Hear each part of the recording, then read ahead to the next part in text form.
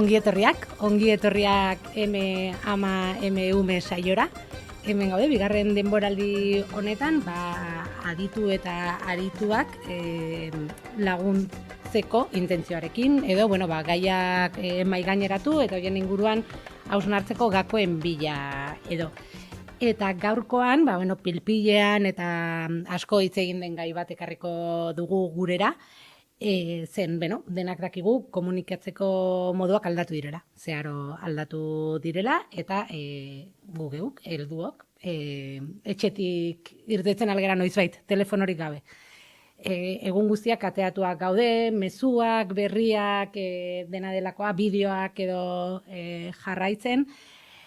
Pantailarik kateatuta egoteko mila modu daude eta hori ikusten ari direnak, gure ondorengoak dira. Hortaz, gu geu akaso oso ondo kudeatzen ez dugun zerbait nola transmititu, kudeaketa hobe bat egiteko aurrei, nola esan hau ez da zuretzat, hau guretzat da. Hausnarketa horretan murgildu dira talde asko, guraso talde asko Euskal Herrian, Altxaburua eta adibide ezberdinak daude, eta horretan ere bai, Izarkom tokiko komunikazio kooperatiba ere jarri da horreri begira, eta tresnak eman nahi dizkigute, betiko zalantza horiek, noiz eman telefonoa, noiz ez eman, zertan nola ezitu, kritikotasun hori lantzeko. Eta horretarako etorri da Jaiza, pixka bat azaltzeko nondikan datorkien gogo eta hori, baina lehenengo galdera bada, zuek eskaintzen duzuten zerbitzu bateri mugak jartzea, hori berez ez da oso ohikoa. Murrizpen alde edo egiten duzute, nola sortu da gogo eta hau? Bai, kontraesankorra badirudien arren, azkenean Izarkon telekomunikazio kooperatibaren muina edo telekomunikazio burujabetza da, ez? Eta telekomunikazio burujabetzaren baita horretan, saiatzen gera erabilera kritikotasun batetik egiten telekomunikazio hauen erabilera. Bai, kontsumo arduratsu bat saiatzen gera sustatzen gure bazkideen artean, eta beste gainontzeko operadorak egiten dutena egin beharrean badala datu gehiago eta zenbat eta gehiago hobe, guztiz kontrako jarrera daukagu gure bazkidei zerbitzuek eskaintzerako orduan, ez? Esaten duguna da, bazkide baten beharretara moldatutako tarifak sortzen ditugu, edo behintzat erabilera horretara saiatzen gera hurbiltzen, ez? Bazkide bakoitzarekin behar horiek asetzera. Eta bide horretan ere bai, bazkideek behar bat adierazi ziguten zela bazkide bat bazegon noiz emango diot nire ilobari edo lehenengo mugikorra operatu nahi zion, eta ea noiz emango zion lehenengo mugikorra, edo noiz ikusten genuen, aholkularitza hori eskatu ziguten, noiz ikusten genuen guk egokia mugikorraren emate hori, zein adinetan kokatzen genuen, hori zen galdera, ez? Eta guk, ikusten genuen adin bat, edo zenbaki bat ematea baino gehiago landu behar genula kontua, eta hortik pixka sortu zen baita ere, gida hau edo erreferentziazko gako hauek edo ukitzeko tresnare bat sortzearena. Gaina, la pregunta del millón, ez? Esan esaten zuen bezala Ignarak, orain da pilpilan dago ja urteak, ez? Eta kriston ez da bai dago, presio soziala alde guztietatik, ez? Beraiek nerabe, baina aurrak askotan, ez? Ere gurasoena de zakarrik elitzena, Eta hori da, ere ez ohikoa ez, esan dut, gida bat ateratzea, gian ez da operadore batetik espero duzuna, edo bestelako ekimenak, honekin pixka bat zer nolako ekimen edo antolatu izue, edo pixka nola izan da prozedura gida hau sortzeko ere bai? Bai, esan, justo gu gida hasikinean sortzen ez genuen uste beharra inbestekoa zenik, bai? Durangoko azokan pasaden abenduan aurkeztu genuen gida, eta bertan egin genuen lehenengo aurkezpenean etorri zian guraso taldetatik esaten, hasi gera guraso taldeak sortzen, Altxaburuare ekimen honetikan abiatuta eredu gisa hartuz, ez? Eta hasi gera guraso talde bat sortzen gure eskola, pixka bat atzeratzeko mugikorraren emate hori, eta falta zaigu oinarri bat. ez? Eta Jose ondo etorri zaigun oinarri hau, ez? Oinarri aukitzea. Eta askok ere bai gero gazteleraz badaukazue, ez? Ikusten da beharra dagoela bi hizkuntzetan lan egiteko eta hori egiteko. Eta guk egia esan bai geneuk ikusten genuen gure bazkideen artean sortu den zerbait izan zitekela edo kezka bat, baina kezka orokortua dela ikusi dugu eta orduan bai eskatu digute leku batetik eta bestetik hitzaldiak ematen joatea. Orduan, karo, gu teleoperadora bat izanik, ez da gure lana, ez, hitzaldi hauek ematea, edo gu ez gera adituak gai honetan, ez, neraben gaiean, edo ez gera psikologoak, ez gera, eta ez hitzaileak ere ez gera. Orduan ikusten genuen, bai guk egin genezakela lan hori antolatzearena ekimenak edo behintzate hitzaldiak edo solasaldiak, adituei deitu eta horrela prestatu ditugu aurtengoz behintzat hiriburuetan solasaldi hauek. Oraingoz egin dugu Bilbon eta Donostian. Bilbon egon ziren Inigo Martinez idazlea eta irakaslea, EIGeko koordinatzailea Lourdes Simaz, Unai Aberasturi datuen babeserako Euskal Agentziako agintaritzako kide bat, eta Donostin aldiz egon ziren Mikel Cerezo orain prebentzioko kidea, eta gero Teknoiz, Leire Bengoa, barkatu.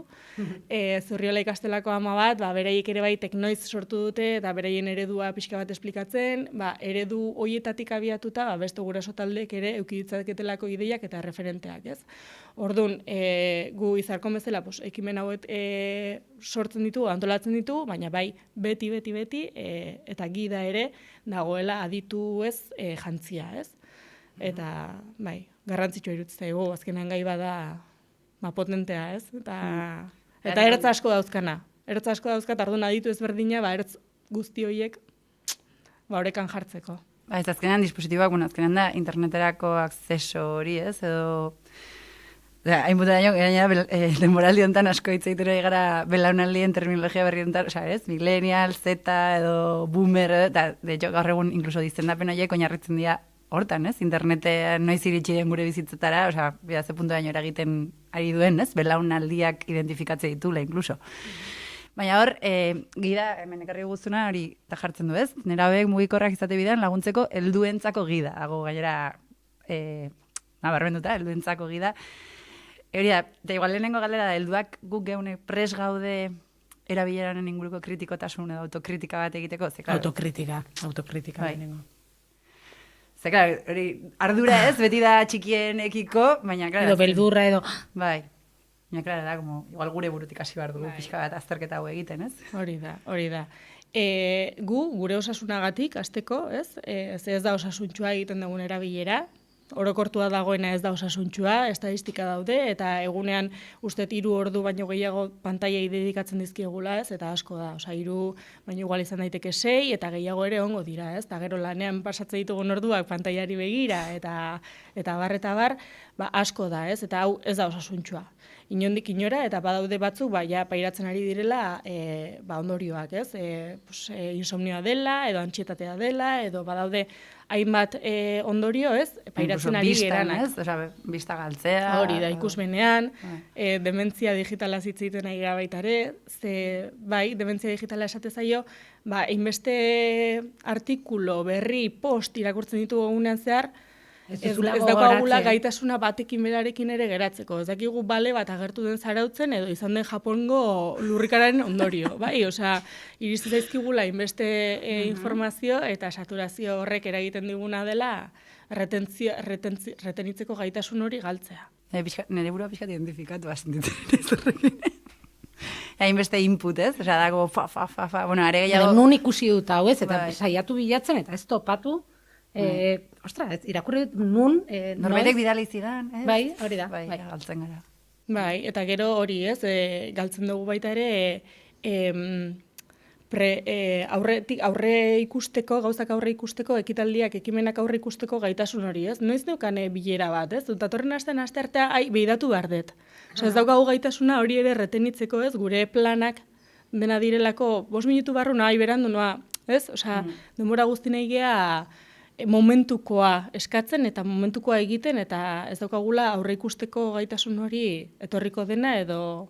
Agrokontzertuak urte bateko diferentziakin hartzen die, nola, hidrogeniak, Baina ez? iriste zaizu notifikazio, eta badakizu Claro, iritsiko bueno, claro, zaizula, bai, eta bai, da. etzea geratzen fetxarekin zan. Hartu nuen datorren urterako, bai. baina ze egun, bueno. Bai.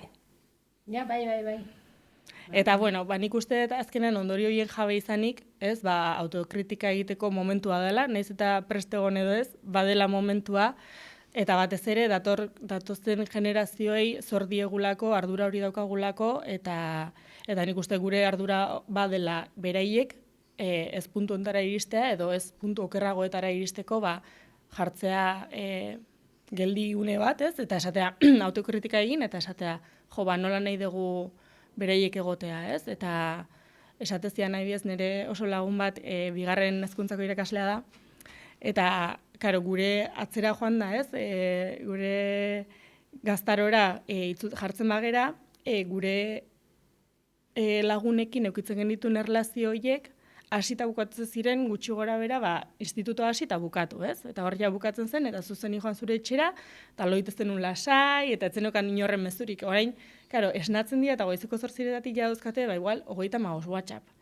Eta gero lotara joaterako orduan, beste 50 WhatsApp egunero lagunekin istiluak berain artean izaten diren Bai, normalak adinerako normalak diren talkak, bai. Hori guztia, eta horrekin joan behar izaten dira, oera, ez? Osea, ja ez da esposizio bat institutuan daukazuna zure lagunekin 6 ordukoa baizik eta da, ja, 12 ordu, talka hoietan, gora bera hoiekin buruan, eta horren nola eragiten dizun, ez? Orduan, bueno, horrek ere hausnartzeko ematen du. Bai, eta esaten zuen, ez? Azkenean beste batzutan hitzein izan duguna, baina zelain beste teoria baita, baina azkenean praktikatik eta eredu izatetik hasi behar dugula eraldatzen hau, ez? Eta azkenean, igual, ez gu izan gara belaunaldi bat pixkat, inkostienteki iritsi zaiguna dispositibo hau, eta guk ez duguna ikasi hau ondo kudeatzen, ez? Baina, igual, lehenengo hasi behar guk ikasten, eta praktika horren bitartez eredu izaten, ez? Bestela guk ez badugu aldatzen ezer, normal. Karo, nola aurre egin oneri, zeren beraien komunikatzeko modua da ere bai, ez? Eta debeku partzialak, debekurik ez, zuek hitzaldietan zer jaso duzute horren inguruan? Bueno, denetik dago, Bada kontrola muga bezala ikusten duenik, eta kontrola gainbabesa bezala ikusten duenik ere, eta hor izugarrizko debatea dago, ez? Eta beti hitzaldietan hori da, ez? Baina ze puntutaraino bai, ze puntutaraino ez, ze puntutaraino kontrola, ez? Kontrol parental eta guztia guraso kontrola dauzkatena gailuek, ez? Instalatzeko aplikazioetan.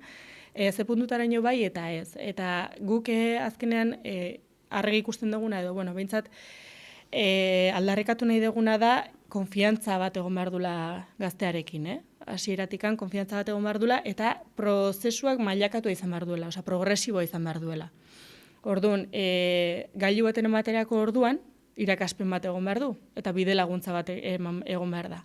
Orduan, bide laguntza horretan, denborak, eta zertarako, eta noiz, eta nola, jungo dira, pixka bat, komplikatzen edo, ez, haunditzen, txikienetik hasi, eta haundina pasatu arte, ez? Eta orduan, hori da proposatzen dugun bide bat edo izan da zerbait progresiboa, osea, debukutikan ez, baina bai adostasunetikan. Eta adostu, esan dakoa, noiz, nola, zertarako, eta pixkanaka jun hori malgutzen edo haunditzen, ez? Bretxa hori. Azkenan, eskolak esan dezake, hemen debekatuta dago, baina iritzi kritiko bat ez badu egiten gazteak, ez badu ikasten, gailuaren benetako izaera zein dan, baina nahi zergatik debekatzen diate hau. Eta ja, debekoaren aurrean bere jarrera izan daiteke oldarkorra, ez? Esatea, ni debekoa daukatenen aurrean, atea ingo dut, edo asarretuko naiz beraiekin, ez? Ez, lehenengo gazteari erakutsi bartzaio zein diren arriskuak, berak landu dezala iritzi kritiko hori, zertara dagoen esponitua, ez? Horrelako gailu bat hartzen duenean eta datuak sartzen dituenean hor, eta horren arabera, berak ere sortu dezala esatearena, igual ikastolan ez dugu behar, ez? Eta orduan, bere gandik etor dadila esatearena, hau hemen ez, edo hau hemen bai, baina horrek izan behar du ikaste prozesu bat, eta bide laguntza bat behar dute.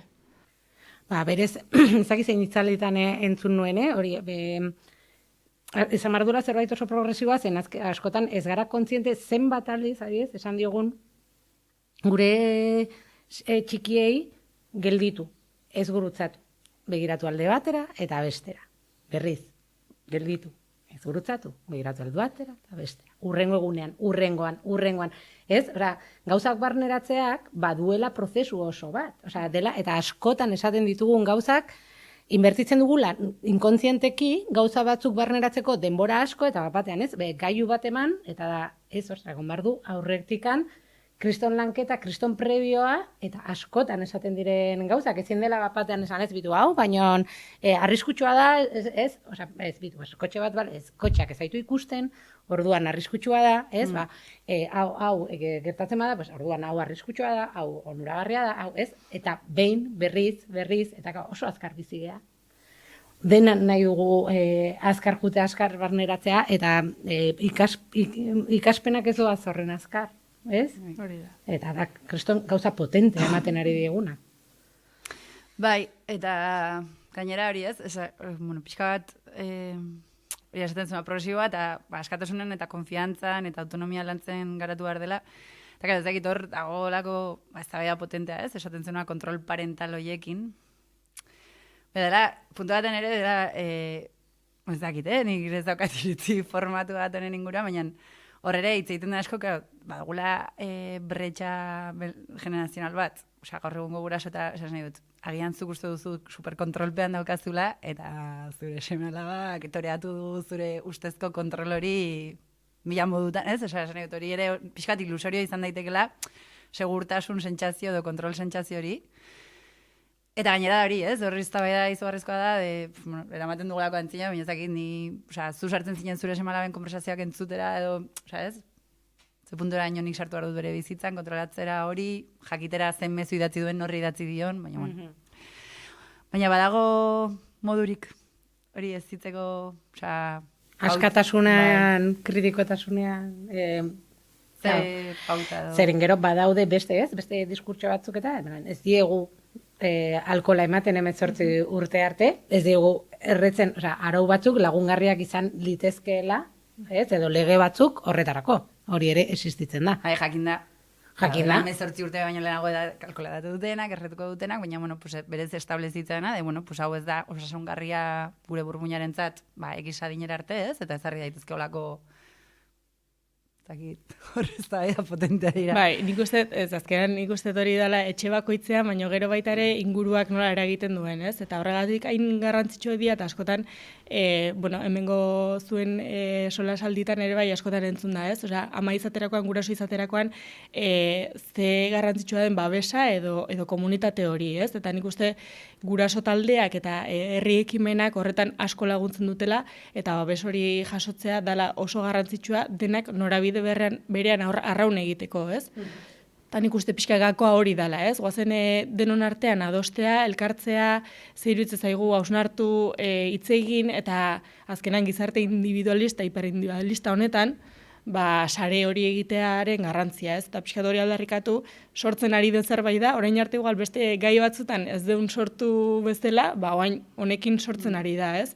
Eta polita da, bintzat hori. Aldi berean ez, hori da, inkonstientekin, baina sozialki dagoen presio horregatik ez denean igual hitzartu edo mai gaineratu arazo kolektibo moduan, ez? Zenbat guraso igual, edo ama bere autu propioz, ez? Oso berargi denik ez diot eman nahi, 16 urtera arte esan dezagun, baina gero azkenean presio sozial horregatik ez, denei eman diete, nire semala dago eskatu, sentitzen da superbakarrik, ez? Como kanporatu izango da ezakitzet, azkenean amore eman, ez? Justuki besteen, ez? Igual ez duzulako argi, baizik eta presio horregatik, ez? Eta nik uste dut oraindikan gaientzen dela hori, herri ekimenak baino.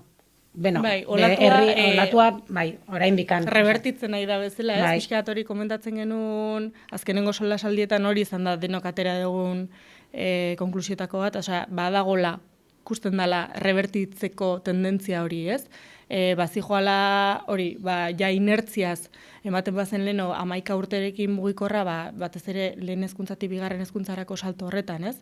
Automatikoki egiten zen zerbait, oraintxe hasi dela pixka bat hausnarketa egiten horren gainean, eta orain herri ekimenak azkenengo, eske aigia hitz egiten, irailetik honea, kasi, osea, sortu dela pila bat talde, eta mugimendu potentea baldin bada ere, rekorrido gutxi dauka, baina ikusten dela badatorrela, ez? Eta nik uste dut hortikan ere bai presio bat eta goi kargoetatikan egiten ari diren aldaketak edo saiatzen ari direnak ere bai. Eta hezkuntzan aurrera pausoak ematen ari dira, ez? Hezkuntza, diote, formalean edo horren inguruko, bezakit, formakuntza guraso, badago ikusten da beharra lantzeko. Nik uste lantzen dela, nik uste gehiengoan lantzen dela, eta ja pantaila digitalizazioa sartu zen momentutikan, bazeudela batzuk, ez? Horri ikusten zizkiotenak, bazakit, atzaparrak edo, eta ja lanean jarri zirenak, ez? Ez zutela hasieratik esan, bai, digitalizazioa benga aurrera, ez? Esate zutela, ostras, honez ekarriko du liburuak entzea, adibidez, ez? Eta, liburuen aldeko jende asko ere beti egon izan da, orduan. Nik uste bai, bazeuzkatela pila jarrita hezkuntza bazeukala, hemen nola Euskal Herrian dan, potestada azkenean bakoitzak, zentro bakoitza dauka erabaki batzuetan, erabaki batzuen gainean, barne araudiaren arabera eta erabakitzeko gaitasun hori edo horrela egin behar du eta kitxo, ez? Eta nik uste zentro asko bai egon direla pixkat gai honen inguruan lanketa bat egin nahian, formakuntza sartzen eta pixkat individualki ere egin den lanketa bat dela. Goitik handatorrenari begira, justo Espainiako Gobernu Ministroen Kontseiluak ingurune digitalean ibiltzen diren adingabeak babesteko lege aurre proiektua aurkeztu berri du, eta bai jarri dituztela 3 erpinetan, 3 multzotan edo salkatu dituzte hartuko dituzten neurriak, ez? Bat da eremu publikokoa, bestea zigor kodea edo moldatu eta eguneratzaerena, eta gero enpresei ere jarriko zaizkien neurri batzuk, ez? Eta horietan bai, kontemplatzen dela hezkuntzak jasoko dituela irakasle eta ikasleentzako baliabideak ere bai. Baina, ikusteko dago azkenean, eta dagola asko zentro bakoitzaren esku eta zentro bakoitza daukan bakoitzaren ezaugarrien araberako batzuetan guraso taldeak izango dute indar handia, beste batzuetan gehiago dira zentroak bereiek mugitzen dutena kontua, eta... Claro, noski, baina badago bi aldekiko erritmo bat, ez? Zeren, gero, adibidez, hezkuntzatik goitikan, Google eta datu eta hor ez dago nahikoa eztabaida, eta digitalizazio planei kriston garrantzia, ez? Eta IKT figurak eta hori dena hor doa aurrera ez da ez? Berez, datuen erabilpena ezakit, nastuta nagoen, eta kaso ez da zure gaia, baina Googleen bitartez egiten da dena. Bai, azkenean enpresa pribatuen esku zenari gera gure txikien datuak, badaude mugimenduak, adibidez Bartzelonako udalak bai atera duela proiektu bat egiteko dena software libre bitartezko zerbitzari batzuetan, eta zerbitzari horiek libreak eta askeak izan daitezela, baina, kontrolatua daudena erakunde publikoetatikan, eta olako proiektuak egiten ari dira, baina dira oso txikiak eta oso marginalak, eta nik uste norabide hori hartu beharko genukela, edo behintzat jarri beharko genukela hor bastante fokoa, baina egia da nik uste ez jakitasunagatikan edo pixkat uzten diegula azkenean erreztasunagatikan enpresa pribatu hauei azpiegitura guzti horiek kudeatzea. Noski ez, hemen gonbidapena da, eguazen kritikotasunez eta datuen babesa eta ez egitera modu familietan, aurrei kritikotasun hori lantzen ez dakitzer, baina gero benetako apostua handiagoa izan behar du ere bai, ez? Zen, da hori, zutzaude, baina hezkuntzatik naiz eta hitzaldi bat eman, gero zu erabilpen pribatu bat egiten ari baldin ba... Eta, nintzela pentsatzen behar dura, bai, eta guztizado, baina ostras, ze puntaino ez dugun behar helduok askozez formakuntza handia, ze puntaino orokorrean. Helduak badakigu gauza guztia edo badugu jarrera kritiko bat, badugu informazio hori, ze kopurutan jendea da kostiente Googleen potereaz, datuen, salmentaz, nola, ez? Igual hor badugula, ez, oso modu inkostientaz hartu garela guztionen erabilpenera, eta nik uste dut nire pertzepzioa da gehiengoa ez dela ez da konstiente ere honek guztiak suposatzen duenaz eta honek daukan eraginaz eta ari garela pentsatzen belaunaldi berriei etorkizunekoei nola jarrera kritiko hori esan agian gurasoien 80% ez denan bera ere konstiente guztiontaz, ez? Edo zer den software libre bat, edo zer den pribatu bat, edo ez azkenean nik uste dut hor kaina asko sartu behar dela, baina ja, esan dut lehenengo erabiltzaietatik hasita, ez? Berez, orain aurrek urtean sortu zen, segregazioaren aurkako neurri bezala, eskolatze berriak zeudenean, inkesta bat pasatzea familiei, pixka bat maila sozioekonomiko-kulturala neurtzeko edo, eta galdetzen zizuten, zenbat liburu zenitun etxean, Netflixen eukan, zenbat pantalla, horrelako zerbait, eta gaizki edo ondo, ezakit ezaukate nahiko kritiko bateraino baliagarri izango den, edo pausu bat da, ezakit. Baina horren aurrean, gurasoen kritika oso fuerte izan zen, ez? Zertarako nahi dute guzti hau jakin. Zertarako eman berrizio datu guztiak hau, eta bateria esan nion konfiantan. Googleek askoz gehiago dakizutaz. Ez gara kontziente, baina zu ematen ari zera gratis zure bizitzaren datu pila bat, egunero telefonoan, Eusko Jaurlaritzak gaizki edondo saiatzen ari dena egiten, ez? Banatzeko ez egoteko mailaketa hori, ez? Helburu jakin batekin eta momentu jakin batean. Hori da, eraso bezala, eraso bezala bizi dugu, eta bestea ez dugu ez eraso, ez? Bai, ze puntutaraino normalizatu dugu saltzea gure datuak. Normalizatu edo konstiente garen, hori da nire galdera, ez? Osea, gero nahi dugu nerabeak edo aurrak konstiente izatea, baina besteak konstiente gara, guzti hontaz. Eta nire adibidez, pixkat lotzen gaina gure saioaren, ez? Gai nagusiakin amatasunen edo, osea, nire adibidez ere da zerbait impactatu ninduen asko amatasunen, nire burutik hasita, baina hainbeste hitz egiten den, ez? Amatasunen lehenengo etapa hortan edo lehenengo jabetetan, bakardade hori askotan hitz egiten dena, bakardade zenbat alditan dagon suplitua edo bakardade hori mugikorrarekin. Ez? Eta niri adibidez, ni konturatu naiz nire kontsumoa erabilera mobilarena edo sare sozialena areagotu zela askoz, azkenean zen zure momentu txoiek ez, aurra lo dagoela ezakitze, azkenean zure bizitza soziala mugatzen denez eta aldatzen denez, da, munduarekin konektatua segitzeko modu bakarrenetako bat ematen du, ez, gelditzen zaizuna, eta pixka jakiteko zer gertatzen nahi den beste lekutan. Eta inkluso niretzat, batzutan ere nahiko impactantea, parke batera zoaz, eta zenbat ama ikustituzun bakarrik, bankoan mugikorra, ez?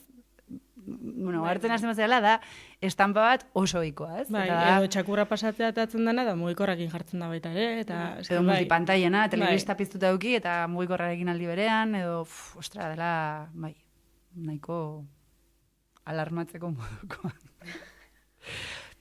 Bueno, eta amaitzeko edo, ez dizugu kasi utzi hitz egiten, gaur.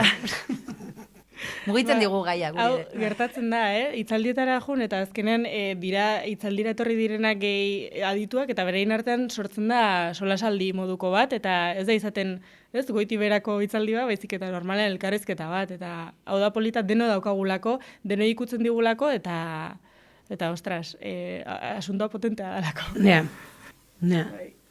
Eta ze mezu garrantzitsu uste duzu bere ganatu beharko genituzkela. Lotuta azken ideia honekin, ez? Zenba denbora pasatzen dugun hori, ez? Edo eskitzean, ez? Hau dela, ez? Eta hor, pantailarekin edo... Eta azkenean, pantailarekin pasatzen dugun denbora guzti horretan, ari gea beste zerbaitetan pasatzen ez dugun denbora hori galtzen, ez? Dala aspertzea, umeekin askotan esaten da, ez? Garrantzitsua den aspertzea, ez?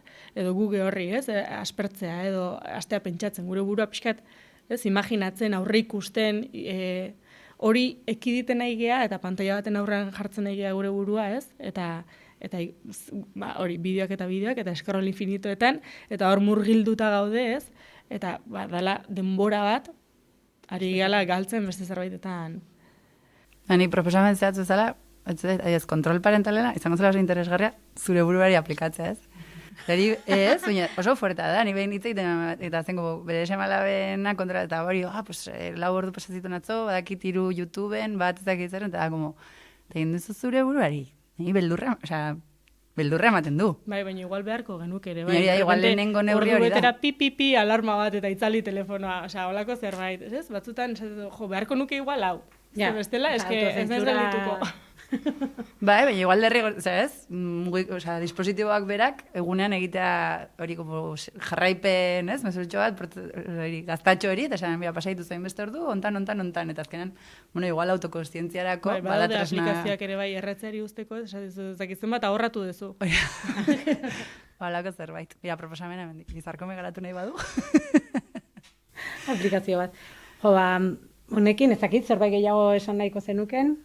Bueno, ez besterik gabe nahi duena pixka bat garatu telekomunikazio burujabetza honetan eta kritikotasun hori aztea nahi badute, badaukagula baita ere Izarkom eskola, hilabetean behin gai inteligentzia artifiziala, nola babestu gure mundu digitala, ez? Eta pixkat horretarako estrategiak emate ditugula, software libreari buruz ere badaukagu hitzaldi bat irailean, eta animatu jendea parte hartzera, lantzeko kritikotasun hau. Eta imaginatzen dut webgunean.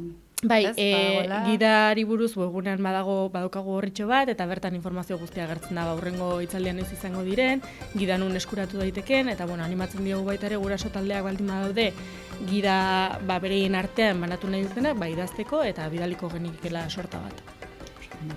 Eskerrik asko, jaiza. Vale, zuei.